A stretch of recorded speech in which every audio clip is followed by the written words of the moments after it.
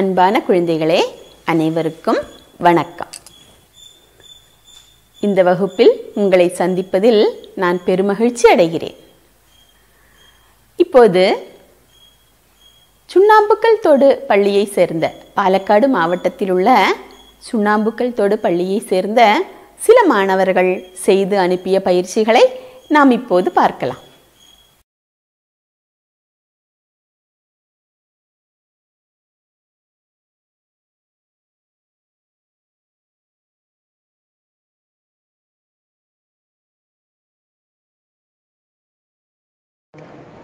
குழந்தைகளே, இனி ஆர்விபி புதூர் ரேணுகா தேவி டீச்சர் வேறொரு மெட்டில் பாடிய கதிரறுக்கும் காலம் என்ற கும்மி பாடல் ஒரு முறை கூட கேட்போமா? நானே நானே தன்னானே நானே தன்னானே நானே தன்னானே நானே. உழைப்பவர்கள் வாழ்விலே ஓங்க வேணும் வெற்றியே, அழைப்பிதழோ நெஞ்சிலே அச்சேற்றும் நாளிதே.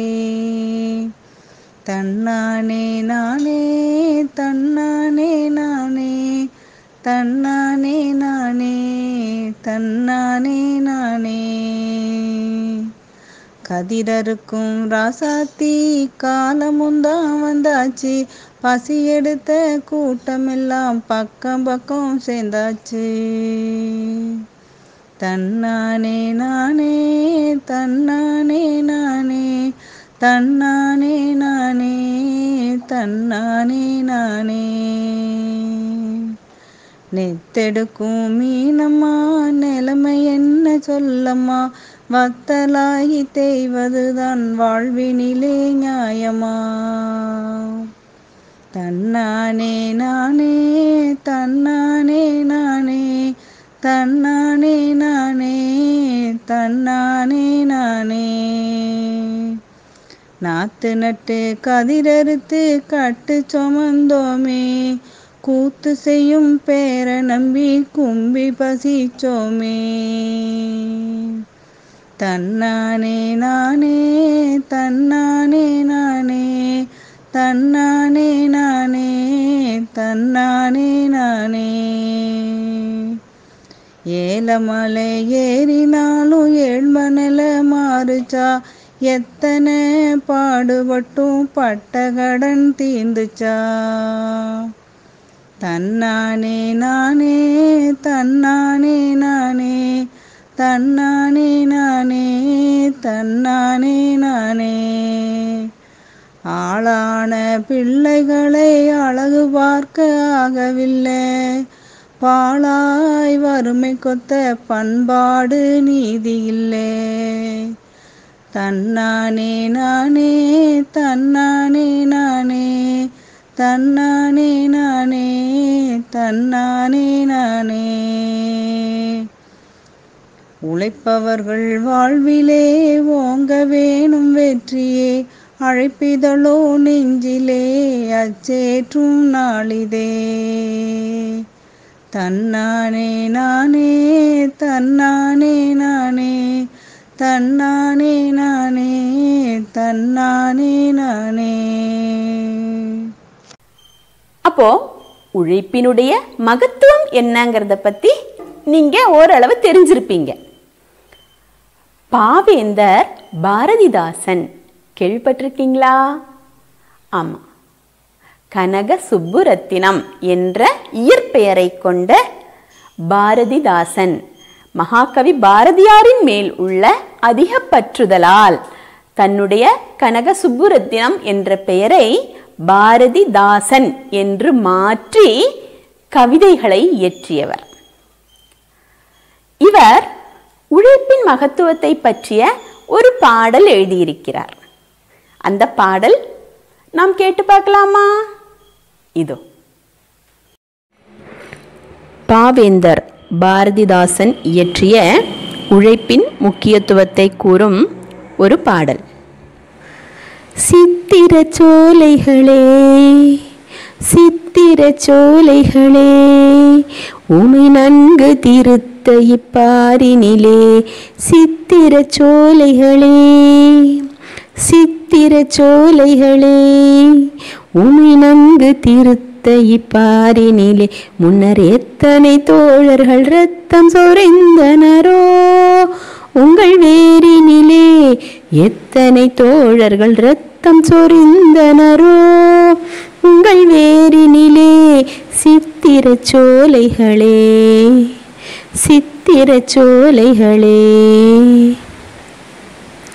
ஆர்த்திடும் எந்திர கூட்டங்களே ஆர்த்திடும் எந்திர கூட்டங்களே உங்களாதி அந்தம் சொல்லவோ உங்களாதி அந்தம் சொல்லவோ நீங்கள் ஓர் தொழிலாளர் உழைத்த உழைப்பில் உதித்தது மெய்யல்லவோ நீங்கள் ஓர் தொழிலாளர் உழைத்த உழைப்பில் உதித்தது மெய்யல்லவோ சித்திர சோலைகளே சித்திர சோலைகளே உமை நன்கு திருத்த இப்பாரினிலே சித்திர சோலைகளே தாரணியே தொழிலாளர் உழைப்பிற்கு சாட்சியும் நீ அன்றோ தாரணியே தொழிலாளர் உழைப்பிற்கு சாட்சியும் நீ அன்றோ பசி தீரும் என்றால் உயிர் போகும் எனச் சொல்லும் செல்வர்கள் நீதி நன்றோ பசி தீரும் என்றால் உயிர் போகும் என சொல்லும் செல்வர்கள் நீதி நன்றோ சித்திர சோலைகளே சித்திர சோலைகளே உமை நன்கு திருத்த இப்பாரினிலே சித்திர சோலைகளே சித்திர சோலைகளே உமை நன்கு திருத்த இப்பாரினிலே முன்னர் எத்தனை தோழர்கள் இரத்தம் சொரிந்தனரோ உங்கள் வேரினிலே எத்தனை தோழர்கள் இரத்தம் சொரிந்தனரோ உங்கள் வேரினிலே சித்திர சோலைகளே. பாடல் வரிகள் அற்புதமாக இருக்குது, அப்படித்தானே? உழைப்பின் மகத்துவத்தையும் உழைப்பாளர்கள் இல்லை என்றால் இந்த அழகான உலகமே இல்லை என்பதையும் சொல்லக்கூடிய கருத்து உட்கொண்ட ஒரு பாடல். சரி, இனி நான் உங்களுக்கு ஒரு கதை சொல்ல போறேன். இந்த முறை உழைப்பின் மகத்துவத்தை பற்றியே தான் கதை சொல்ல போறேன். ஒரு அழகான கிராமம். அந்த கிராமத்தில் ஒரு ஏழை வாழ்ந்து வந்தான். அவன் ஏழையாக இருப்பது அவன் குற்றமல்ல, ஆனா அவன் சோம்பேறியா இருந்தான். அவனுக்கு என்ன தெரியுமா? எளிய வழியில் பணக்காரனாக வேண்டும் அப்படின்னு ஒரு ஆசை. எப்ப பார்த்தாலும் யாராச்சும் வீட்டில் போய் உணவு வாங்கி உண்டு தன் பசியை ஆற்றிக்கொள்வான். இப்படியே உழைக்காமல் ஏழையாகவே மற்றவர் வீட்டு சாப்பாட்டை சாப்பிட்டு கொண்டே அவனது நாட்கள் கழிந்தன. ஒரு நாள் அவன் நல்லா தூங்கிக்கிட்டு இருந்தான். அந்த சமயத்தில் அவனுடைய கனவுல தட்டுகள் நிறைய தங்க நாணயங்களை கண்டான். அந்த கனவு முடிஞ்சது எழுந்து, எவ்வளவு தங்க நாணயங்கள், இதெல்லாம் எனக்கு இந்த ஜென்மத்தில் கிடைக்குமா என்று வருத்தப்பட்டு கொண்டான். அதன் பிறகு அவன் அந்த ஊருக்கு, அந்த கிராமத்துக்கு பக்கத்தில் ஒரு முனிவர் இருப்பதாக கேள்விப்பட்டான். எல்லோரும் அவரை சென்று பார்ப்பதாகவும் அவர் கேட்பவர்களுக்கு வரங்கள் கொடுப்பதாகவும் ஊர் மக்கள் பேசிக்கொள்வதை கேட்டான். இப்படி கேட்டு அவன் யோசனை செய்தான். முனிவரிடம் சென்று நிறைய தங்க நாணயங்களை கேட்கலாம், அவர் வரம் தருவாரான்னு பார்க்கலாம் என்று சொல்லி புறப்பட்டான். பக்கத்தில் அந்த ஊருக்கு ஒதுக்குப்புறமாக இருந்த ஒரு சின்ன காடு. அந்த காட்டில் ஒரு மரத்துக்கு கீழே அந்த மாமுனிவர் தவம் செய்து கொண்டிருந்தார். இவர் முனிவரிடம் சென்று, முனிவரே முனிவரே என்று சொல்லி வணங்கி நின்றான்.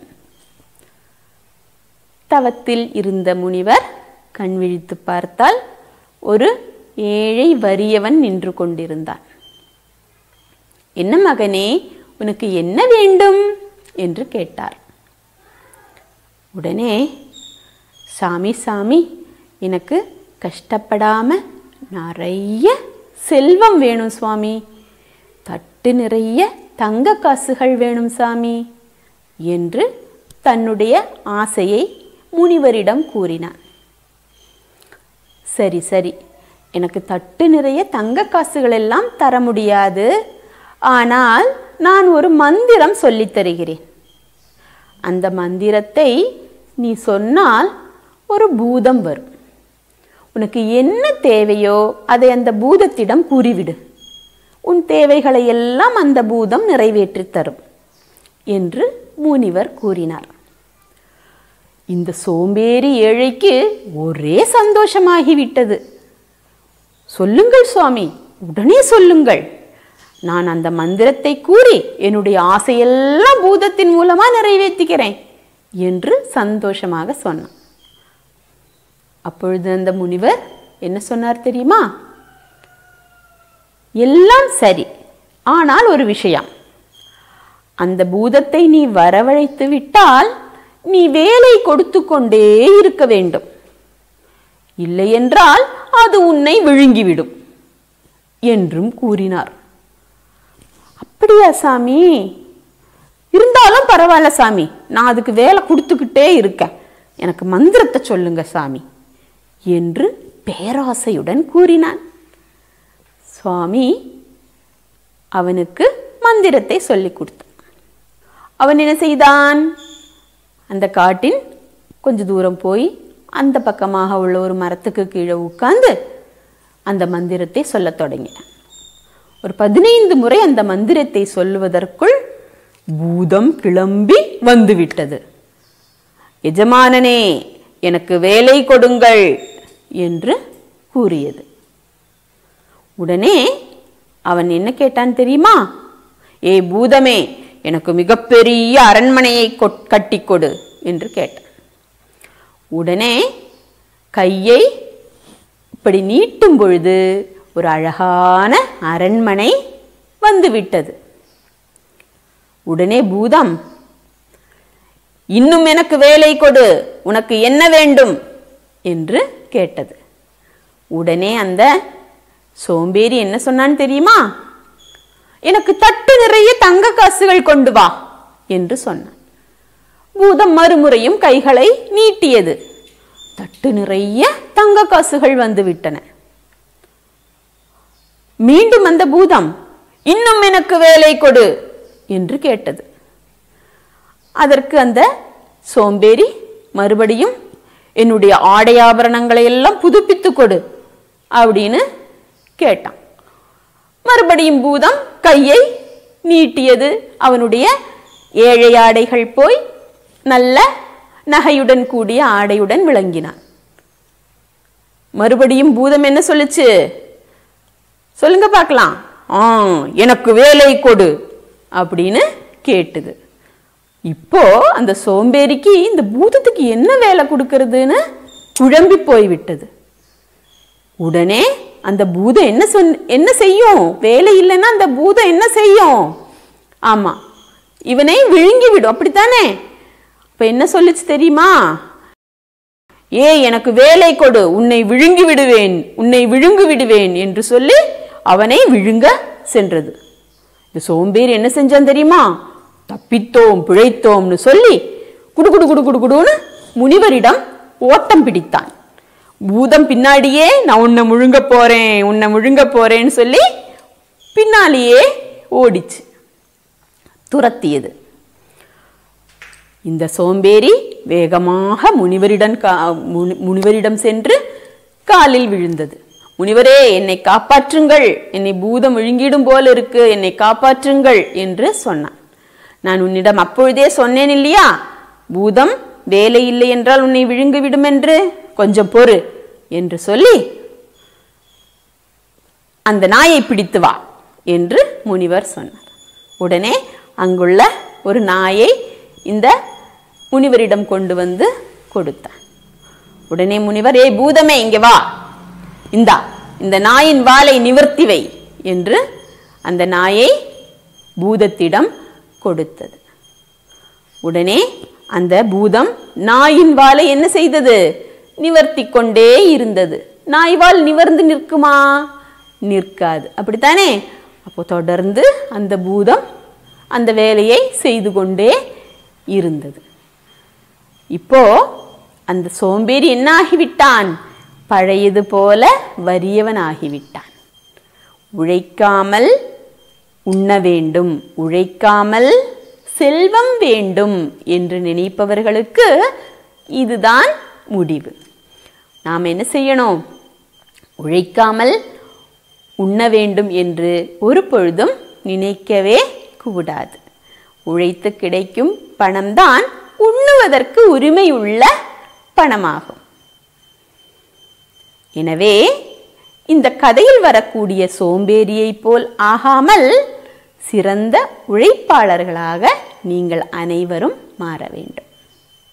குழந்தைகளே, உழைப்பின் மகத்துவத்தை சொல்லக்கூடிய ஒரு சில பொன்மொழிகளை உங்களுக்கு அறிமுகப்படுத்துகிறேன். பொன்மொழிகள் என்பது அனுபவத்தால் தேர்ந்த அறிஞர்கள் தன்னுடைய வாழ்க்கையிலிருந்து கிடைத்த அனுபவங்களை வைத்து சொல்லிவிட்டு போன மொழிகள். அவற்றைத்தான் நாம் என்னன்னு சொல்றோம்? பொன்மொழிகள் என்று சொல்கிறோம். அவர்கள் பயன்படுத்தி அனுபவித்த நன்மையை சொல்லிவிட்டு போயிருக்கிறார்கள். அதை பொன்மொழிகளாக எடுத்து உங்களுக்கு சில பொன்மொழிகளை இங்கு எடுத்துக்காட்டாக தருகிறேன். கவனிங்க. 10 விரல்களும் பதறாது உழைத்தால் 5 விரல்களும் அஞ்சாது தின்னலாம். உழைப்பு உடலை பலப்படுத்தும், கஷ்டங்கள் மனதை பலப்படுத்தும். கடின உழைப்பை தவிர வெற்றியின் ரகசியம் வேறில்லை. ஏழ்மை என்ற நோய் அகல வேண்டுமா?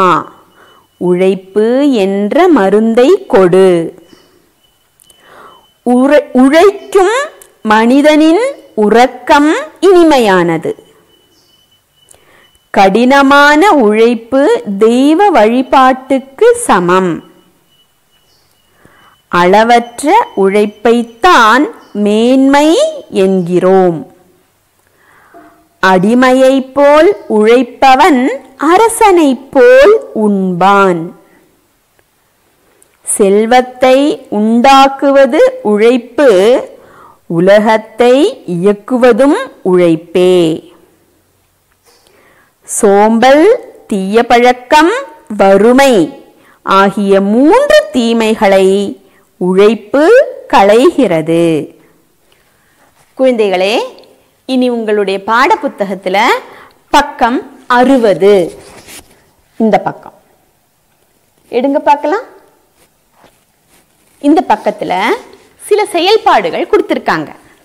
அது என்னெல்லாம் அப்படிங்கிறத பார்க்கலாம். முதல்ல பாடலை வாய்த்தாரையாக பாடுங்கள். இப்போ டீச்சரும் வேற ரேணுகா தேவி டீச்சரும் தான் பாடி கொடுத்தாங்க இல்லையா?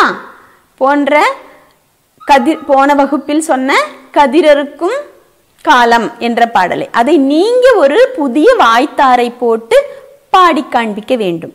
அடுத்து பேச்சு வழக்கு வார்த்தைகளை திருந்திய வடிவில் எழுதுங்கள். பாருங்க, இடது பக்கம் ஓங்க வேணும், வலது பக்கம் ஓங்க வேண்டும் அப்படின்னு கொடுத்துருக்காங்க. அதுல இடது பக்கம் கொடுத்திருக்கிறது எல்லாமே பேச்சு வழக்கு வார்த்தைகள். வலது பக்கம் நீங்க அதனுடைய திருந்திய வடிவத்தை கண்டறிந்து எழுத வேண்டும். டீச்சர் வாசிக்கிறேன், கவனிங்க. ஓங்க வேணும், ஓங்க வேண்டும், ஒன்னே ஒன்று பதில் கொடுத்துருக்காங்க. அடுத்தது பாருங்க, வந்தாச்சி, சேர்ந்தாச்சி, சொமந்தோமே, மாறுச்சா, தீர்ந்துச்சா, நிலைமை என்ன? இதனுடைய திருந்திய வடிவங்களை நீங்கள் உங்கள் நோட்டு புத்தகத்தில் எழுதி உங்கள் வகுப்பு ஆசிரியருக்கு அனுப்பணும்.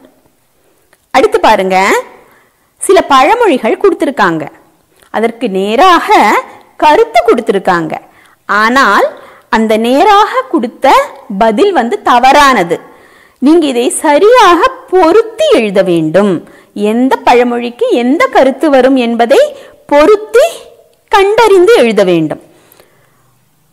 இதை வாசிச்சு கொடுக்கிறேன், நீங்க சரியான கருத்தை கண்டறிந்து எழுதி நோட்டு புத்தகத்தில் எழுதி உங்க ஆசிரியருக்கு அனுப்பி கொடுங்க. அடுத்த வகுப்புல நாம இதனுடைய பதிலை பார்க்கலாம். இடது பக்கம் தந்திருக்கக்கூடிய பழமொழிகள் பாருங்க. விதை ஒன்று போட்டால் சுரை ஒன்று முளைக்குமா? அதற்கான கருத்து வலது பக்கம் கொடுத்திருக்காங்க பாருங்க. நன்றாக விளையக்கூடிய பயிர் முளைக்கும் போதே தெரியும். இது தவறான கருத்து. அதாவது இந்த பழமொழிக்கு நேராக வருவது தவறான கருத்து. அதை திருந்தி கண்டுபிடிச்சு எழுதணும். இனி வாசிக்கிற கவனிங்க. கடின உழைப்பிற்கு ஈடு இணை ஏதுமில்லை. நெல் விதைத்தால் திணை விளையுமா? அடுத்து, விளையும் பயிர் முளையிலே தெரியும். உழைப்பின்றி வரும் பொருள் ஒரு நாளும் நிலைக்காது. அடுத்து, உழைப்பின்றி ஊதியம் இல்லை. அதனுடைய பொருளாக எதை கொடுத்திருக்காங்க? உழைத்து வாழ்வோம் பாரில் உயர்வு பெறுவோம் அப்படின்னு கொடுத்திருக்கிறாங்க. அப்ப இதில் எது சரியான பதில் அப்படிங்கிறத திருந்திய வடிவத்தில் எழுதணும். குழந்தைகளே, இன்றைய வகுப்பில் உழைப்பின் மகத்துவத்தை பற்றி நிறைய விஷயங்கள் பார்த்தோம். பாரதிதாசன் எழுதிய ஒரு பாடல் பார்த்தோம். ஒரு சோம்பேறியின் கதையை பார்த்தோம். தலைவர்கள் சொன்ன சில பொன்மொழிகளையும் பார்த்தோம். நீங்க என்ன செய்யணும் தெரியுமா? உழைப்பின் மகத்துவத்தை கூறக்கூடிய பாடல்கள் வேறு ஏதேனும் கிடைத்தால் அதை சேகரிப்பு நோட்டு புத்தகத்தில் எழுதி கொள்ள வேண்டும். உழைப்பின் மகத்துவத்தை பற்றிய பாடல் எழுதலாம். உழைப்பின் மகத்துவத்தை பற்றிய கதைகள் கிடைத்தால் அதை சேகரிக்கலாம். உழைப்பை பற்றிய பழமொழிகள் கிடைத்தால் சேகரிக்கலாம். இதே போல பொன்மொழிகள் கிடைத்தாலும் சேகரிக்கலாம். இந்த சேகரிப்புகளை எல்லாம் உங்கள் நோட்டு புத்தகம், சேகரிப்பு புத்தகம் இருக்கு இல்லையா, நாம் இதுக்கு முன்னாடி கதைகள் கவிதைகளை எல்லாம் சேகரித்து எழுதி வச்சிருக்கிறோம் இல்லையா, அந்த நோட்டு புத்தகத்துல சேகரிப்பு பகுதியில் எழுதி வைத்துக் கொள்ள வேண்டும். இனி நாம் அடுத்த வகுப்பில் சந்திக்கலாம்.